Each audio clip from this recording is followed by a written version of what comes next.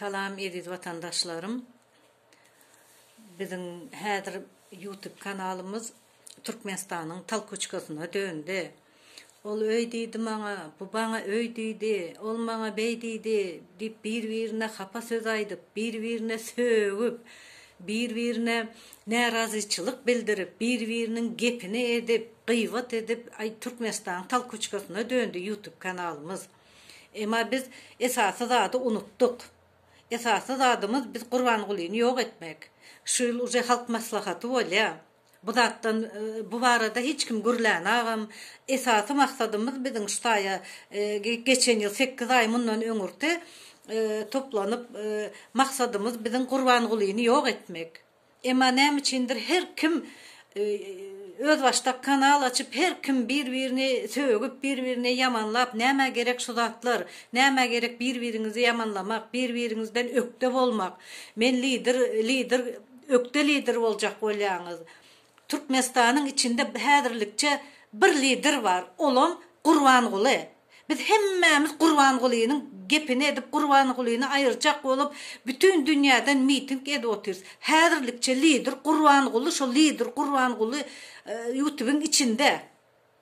Her kim şonun gepini etdi ayırjak bolup, her kim şo arada miting edip ayırjak bolýar, ses goýberýärler. Başka lider yok häzir. Häzir bir şol haramy bir kanun lideri ayırmasak biz Türkmenistan'ın içi hiç ütgemeýär. Ama biz esasy etjek işimizi unuttuk. Gelin Agdywer bolalyň. Minskiden göreldi alalyň. Öňümizde maslahat var. Halk maslahatında biz bilýärsiňiz. Bir kanun saylanan prezident öz klowunlaryna özüni sayladar ýene de. Mene ömürlük prezident edin diýip aýdylyk goýulan o taýda. Olaram bu klowunlarym taýyn çala elini galdyryp seni ömürlük prezident edildiýse de arkadagyma şöhret diýip bar çapak çalyp durar, ýerinden durup alkyşlap durar. Bu da näzeden täze çykan gelin ýanak bolup ay ýok derdiň soňunda da şo bolar sebäbi bu gurnalan. Gelin YouTube kanalyny Talkoçka, Türkmenistan Talkoçkasyna meňzetmäliňde barymyz şu zat barada pikir edeliň. Dostlarım, vatandaşlarım, hemmemiz şu taýda Gurbanyň ayırmak maksady bilen ilk başta kadam goýduk. YouTube'da çıkış edip, miting edip, bir-birimize nähilek el uzatdyk biz. Bir-birimize nähilek kömek etdik biz. 8 ay mundan öň. 8 ay mundan öň nähilek biz bir-birimizi sylaýardyk. Nähilek bir yaraman yatan adamy öz canymız agyryan ýany edip ılgaşyp kömek etýärdik. Emma näme üçindir lider köpeldi de Agdywerlik ýok bolup gitdi häzirden. Beýdip durjak bolsak, ediz vatandaşlarym, biz Türkmenistanyň içindäki bir kanun saýlanan prezidenti biz aýryp bilmeýäs. Ol galya. Ol ýene de saýlanyp galya. Siz YouTube kanalda soň bir-birinize daş atyp oturuveriň onuň. Men öýdidim, men beýdidim, men birinize sürpriz etjekmen, gimin guralyň biz diýişip lewaplara aýra çagyryp oturan var berde. Bir azajyk bir Agdywer bolan adamlary tozdurma sizden haýyr.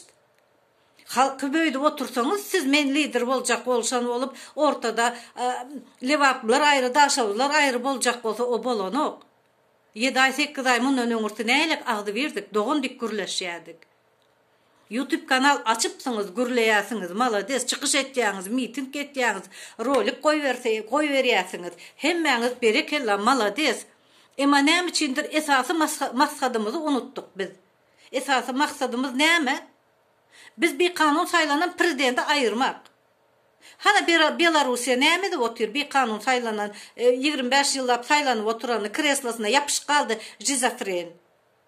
Bizim kam şo ýanak da gidesi gelmezde. Maslahatda sayladarlar.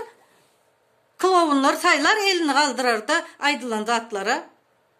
Şo zatlar barada pikir edäýärliňinde bolandyr indi. Bir-birinize hapa söz aýtmaň. Hiç açanam aýtma hapa söz. Hemmäňizden bir adam Türkmenistanyň halkysyz. Lewabam ýok, daşawdam ýok, maram ýok, ahalam ýok, balkanam ýok. Biz Türkmenistan halk. Türkmenistan halky bir maksadam Gurbanyň ayırmak. Başka bizim maksadımız yok. Onun kalanını halk çözer. Hemme yerden çıkış edip Talkuçka döndürdünüz. Gerek değil adamlar. Şunu Kurvangulu'nu yine de bir kanun ömürlük prezident edervelin Kurvangulu saylanır. Onun yine de sizin ütken gününüz bolmaz. Yine de şu günümüz devam eder. Hiç hem ütkemez. Ütgetecek oylaz biz kovu yaşamak için alada edip dururuz. Kovu yaşamak için çıkış edip oturuyoruz. Onun telefonları dinlep başlar. Halk cırkınam çıkarmasın, oğlumu saylayın, men ömürlük oldum, men avtomatiskimi oğlumu saylayın deyip Eldar Aliyev, Azerbaycan'ın prezidenti Eldar Aliyev saylak gitti, Didar Aliyev'i. Ya ters ayttım mı? Bağıştan ters aydan olsam. Şu Azerbaycan prezidenti oğlum sayla da onun ödü saylanır da halkın boyuna yine zincir dakarda barlan telefonları telefonların hemme yere kulak koyun diyor.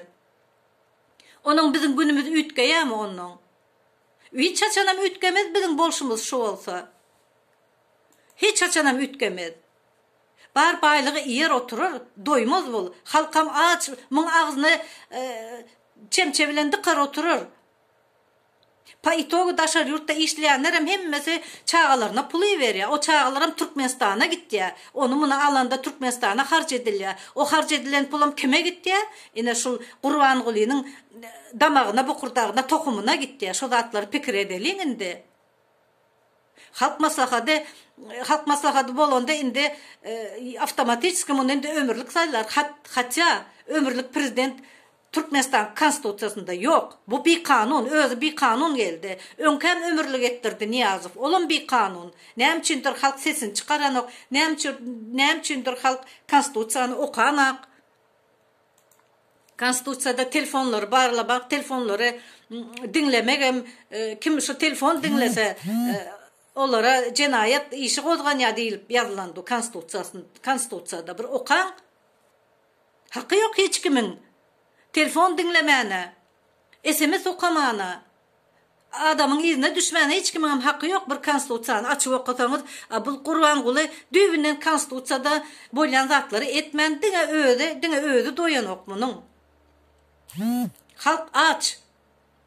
Dine bunun ağzına dık oturmalı. Biz şu tayda neylek işler otururlar. Bizim Türkmen halkımız neçe kişi ölüp gidip oturur. Neçe kişi işler pullarını, çağalarını, aç koymayacak çağalarını kovu yaşatacak olup iyi verip dur. Ama şu baran pulum kime gitti ya? Yine şu Kurvangulu'ya gitti ya. Kurvangulu'nun tokumuna gitti ya. Biz girdece de otururuz Türkmenistan'ın içine. Eğer kov pikir edip görse şu Kurvangulu yolları yapıp Türk'te yaşayanlara düşman, vatan satan hasavet derler. Ama biz Türkmenistan'ın içine girdece de oturuyoruz. O girdeciyle öz tokum bilen gemiri oturur. Bu zatları pikir edeniz bak. Bu klovun önümüzdeki yılım onun özü saylanır da ömürlük avtomatiski oğlunu sayladar yine yalakalara, pamperslı aksakallara. Bu oğlunu saylar velin, öz avtomatiski ay şunu Serdar koyay al diyor. Onun neme kol çekmeli ola? Onun bizim yaşayışımız ütker mi heyber? Bizim YouTube'da gürlep YouTube kanalımızda biz ütkettik. YouTube kanalın içidine Talkuçka oldu, kıyvat oldu. Biz özümüz ütkettik şunu. Hemmemiz ütkettik. Çar taraftan her kim lider olacak olup başladınız siz. Ama ilk başta hemen üşüren başka adam. Men aytsam yöne önkü 7 ay bundan ön yatlasam menden katı görüp yazıyorsunuz. Yalaka diyasınız siz. Men yalaka da men hakikada da aytyan. Onun oğlunu saylar velin ütkar mı onun Türkmenistan'ın içi? Türkmenistan'ın içi ütkemez. Özünün bolşuyanak, önkü bolşuyanak oğlu devam edip başlar onun. Oğlumundan beter. Hatta Türkmenistan'ın içinde bir dostunun toyuna varanda toyda oğlundan korkup hemmesi naharimen aşak serede oturuyorlar. Hemme kimin elinden telefonu alıp öze rengin koyup kapıda oğlu toya gelen için rengin koyup dostunun toyuna varanda rengin koyup sondan gelip bar telefonu verip aşak serede oturdular oğlu gittiğince bir Afsiyandın telefon cübisinde canlandı yerinden turup şu oğlu öldür yana edip şonu urdu.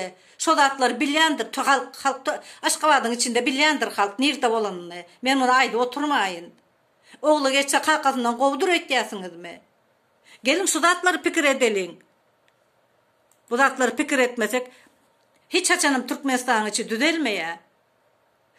YouTube'un için talkuçka döndürüp birbirimize daş atıp biriniz giyimin yazacak, men sürprizi verecek size kazanmak için deyip dursunuz.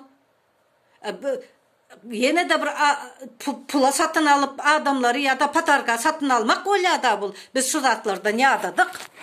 Yağdadık şu zatlardan. Giyimin kursak biz patarga iyi verecek size kim kazansa haysin kov olsa deyip çıkaran olasınız.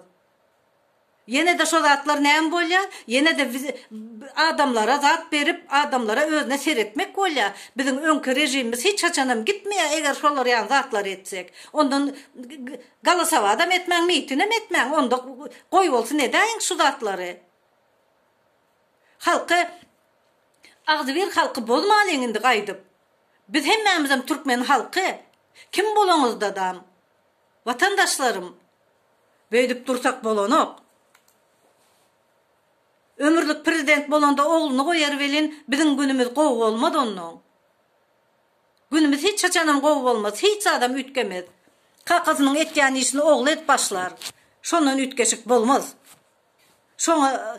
Şu zatlara biz mümkünçilik vermeliyim. Şu zatlara mümkünçilik vermeliyim de YouTube kanalında ağzı verip olalım da hemmemiz şu zatları yok etmek için bir kanun taylanan prezidenti yok etmek için biz ala dedelim. Talkuçka döndü, Türkmenistan talkuçkasına döndü YouTube kanalımız bizim. Katı kıynalan. Hemmemizin maksadımız Kurban-Guli'ni ayırmak ama onu unuttular da her kim öz bolşuna gidip görürler.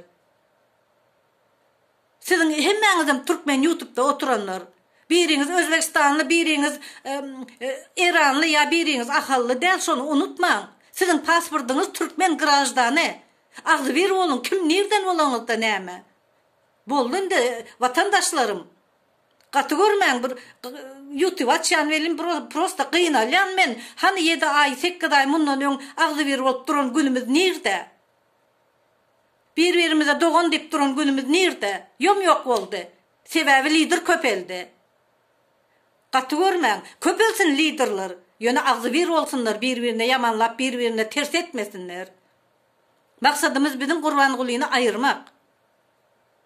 Şu arada fikir edelim.